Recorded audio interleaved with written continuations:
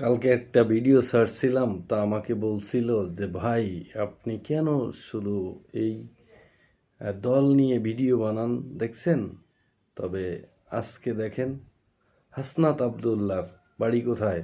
কুমিল্লা, দেবিদ্বার থানা সম্ভবত। তা ও যাইতেছে ঢাকাতে। ঢাকাতে যাইতেছে, এইখানে কি কারোরে দাওয়াত দিছে যে আমি ঢাকাতে আসতেছি? যে এখানে ঢোল তবলা বাজাইতে বাজাইতে, ব্যাম পার্টি বাজাইতে বাজাইতে তো আর যাইতেছে না, ঢাকাতে যাইতেছে। তবে তারে বিতর্কভাবে কয়েকজন মোটরসাইকেল এসে তার সাথে হামলা দিল। কিভাবে দিল?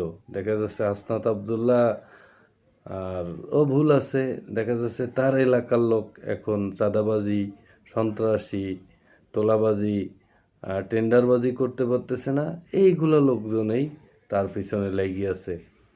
দেখা যাচ্ছে এখানে আওয়ামী লীগের লোকও আছে, বিএনপির লোকও আছে, এখানে এরাই এইগুলো কাজগুলো করতেছে।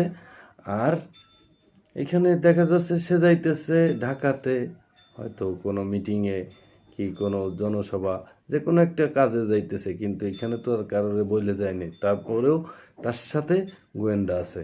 এই গোয়েন্দায় বলতেছে যে আসনাত আবদুল্লাহ যাইতেছে, তোমরা যে কোনো কায়দায় তারে একটা কোনো কায়দায় তারে করে করার জন্য দেখা যাচ্ছে হয় তারে দুনিয়ার থেকে সরাইয়া দেবে, নয় দুনিয়ার থেকেই আসলে যত বিরোধী দলের যত নেতাকর্মী আছে, এমপি যারা আছে, অবশ্যই এদের জন্য তো এখন বর্তমানে খুবই সমস্যা। যেহেতু বাংলাদেশ তো এরা যেভাবে চালাইতেছে, আর ওরা তো ওইভাবে চালাইতে চাবে না, কখনো চাবে না।